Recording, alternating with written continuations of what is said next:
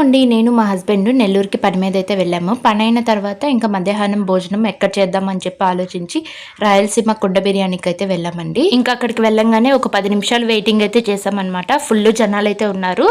ఇంకా నేనైతే fry piece biryani ఒకటి తీసుకున్నాను.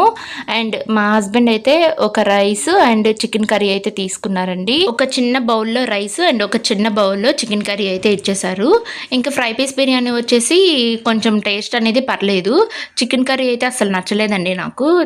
అసలు బాగాలేదనమాట. కాస్ట్ ఏమో ఎక్కువే ఉంది. చాలా మంది అయితే వైట్ రైస్ చేపల పులుసు అయితే తింటున్నారండి. బట్ మేము చికెన్ కర్రీ అనేది ట్రై చేసాము. నేను తిన్న కాబట్టి ఇంకా మా హస్బెండ్ వచ్చేసి చికెన్ కర్రీ అయితే ఆర్డర్ పెట్టారు. ఇంక వచ్చేటప్పుడు పనసకాయ అయితే తీసుకొచ్చుకున్నాము. ఇంటికి రాగానే అమ్మ అయితే మల్లెపూలు అయితే కోసి పెట్టునిందండి.